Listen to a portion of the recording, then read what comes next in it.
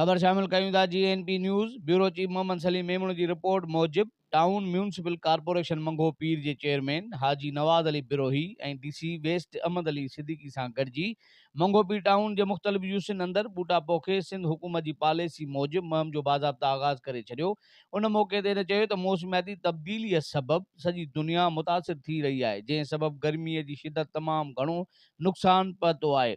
अगर मुल्क अंदर वण ज्यादा पोखिया वञनि त गर्मी घटिजी सघे थी। उन सिलसिले में मंगोपीर टाउन जे समूरनि 16 यूसीज़ में 20,000 खां मथे माहौल दोस्त बूटा पोखण जो अमल शुरू कयो वियो आहे, जंहिंमें बितदरीज वाध कई वेंदी। हाजी नवाज़ अली बिरोही वधीक चयो त हू अर्बन फॉरेस्ट प्रोजेक्ट ते बि कमु कंदा। हर यूसी में बूटा फितरत जो तोहफ़ो आहिनि, जेकी असां जे ईंदड़ नसुलनि खे ज़िंदा रहण ऐं माहौल खे सरसब्ज़ बणाईंदा आहिनि।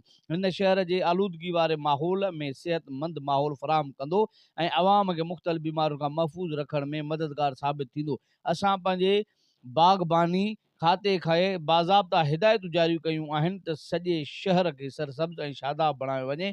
यूनियन काउंसिल जे मेंबर ऐं जेतिरो थी सघे बूटा पोखिया वञनि। उन मौक़े ते म्यूनिसिपल कमिश्नर आगा खलीक पंहिंजे ख़्यालनि जो इज़हार कंदे चयो त असां वण पोख करे शहर खे सरसब्ज़ ऐं शादाब बणाइण लाइ भरपूर कोशिशूं करे रहिया आहियूं।